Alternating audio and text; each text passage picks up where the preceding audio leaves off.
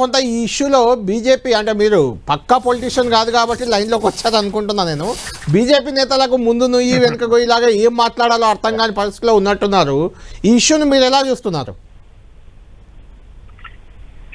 Good evening Kalyan అన్న, అక్కడ ఉన్నటువంటి మిత్రులకు కూడా. సో ఇది ఇప్పుడు ఇవాళ కేసు ఏ స్టేజ్ లో ఉందంటే 2 ఎఫ్ఐఆర్లు అయినాయి, కోర్టు ప్రొసీడింగ్ జరుగుతూ ఉంది, సిట్ ఏర్పాటు చేశారు, పోలీస్ డిపార్ట్మెంట్ ఇన్వెస్టిగేషన్ జరుగుతూ ఉంది. ఇదంతా కూడా సబ్జ్యూడిస్ అయితే రకంగా మాట్లాడాలనుకుంటే సరే. భారతీయ జనతా పార్టీ విషయానికి వస్తే, భారతీయ జనతా పార్టీ అనేది బండి సంజయ్ గారు భారతీయ జనతా పార్టీ నాయకుడే కావచ్చు, కానీ వాళ్ళ ఫ్యామిలీలో ఉన్నటువంటి ఫ్యామిలీ మెంబర్ అంటే కొడుకు, బండి సంజయ్ గారి కొడుకు అనేది భారతీయ జనతా పార్టీకి ప్రత్యక్షంగా సంబంధం ఉండదు. అంటే ఈ నేరాలు కానీ ఎవరు నేరం చేసినా వ్యక్తిగతమే అయితే తప్ప పార్టీకి ఆపాదించాల్సిన అవసరం లేదు, నెంబర్ 1. రెండోది ఏంటంటే, నిన్న బండి సంజయ్ గారు చాలా స్పష్టంగా చట్టం తన పని తను చేసుకుపోతుంది, చివరికి నా కొడుకు అయినా సరే చట్టం ముందు సమానుడే, తప్పు చేస్తే శిక్షార్హుడే అని చాలా స్పష్టంగా ప్రకటించిన తర్వాత ఈ పార్టీకి ఎలాంటి సంబంధం లేదు ఈ కేసు విషయంలో. కోర్టులు, చట్టాలు, పోలీస్ స్టేషన్లు, పోలీసులు, ఇంట్రాగేషన్స్ ఇవన్నీ కూడా ప్రొసీడింగ్ జరుగుతూ ఉంటాయి.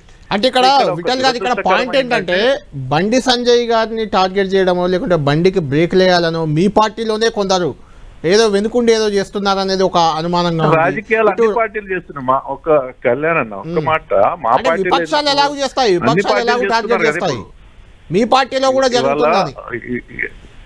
ఇవాళ బండి సంజయ్ కింది స్థాయికి వెళ్ళొచ్చి, కార్పొరేట్ స్థాయికి వెళ్ళొచ్చి, ఎంపీగా ఉండి, కేంద్ర మంత్రిగా ఉండి, భారతీయ జనతా పార్టీకి పాదయాత్ర పేరు ఒక ఊపు తీసుకొచ్చినటువంటిది వాస్తవం, ప్రజలు అనుకుంటున్నారు.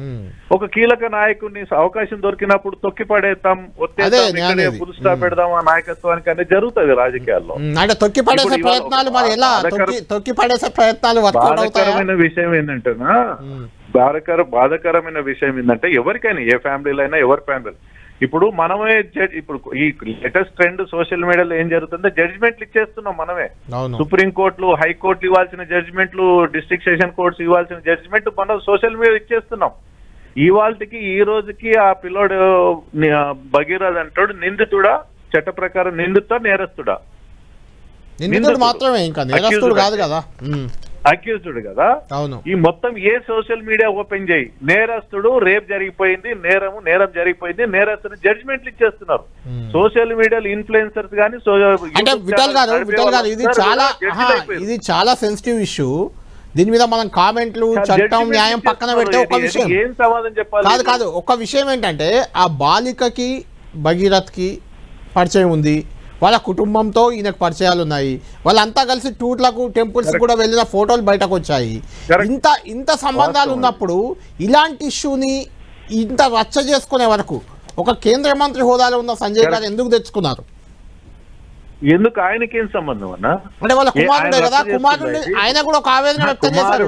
నిన్న కుమారుడికి టైం ఇవ్వలేకపోయాను, నన్ను క్షమించండి అని కూడా అన్నారు. రెండు జరిగినాయి.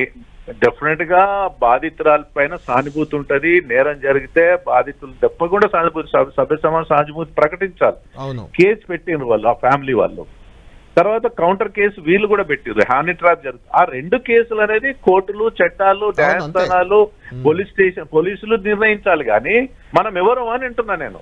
తప్పు జరిగితే డెఫినెట్ గా బాధితురాలకి న్యాయం జరగాలి, తప్పు చేసిన వాడు శిక్షార్హుడే. బండి సంజయ్ ఒపీనియన్ కూడా ఇదే, మా పార్టీ విధానం కూడా అదే.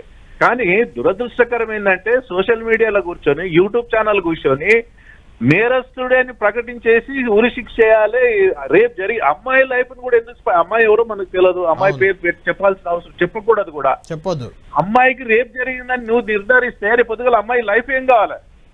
ఇది జరిగిందో జరగలేదో ఎవరికి తెలియదు. అది ఇద్దరు కలిసి తిరిగిన సందర్భాలు మనకు వచ్చిన వార్తలను బట్టి తెలుస్తుంది. రిలేషన్స్ ఉన్నారని ఎఫ్ఐఆర్ బట్టి తెలుస్తుంది, రిలేషన్షిప్ లో ఉన్నారని తల్లే చెప్తుంది.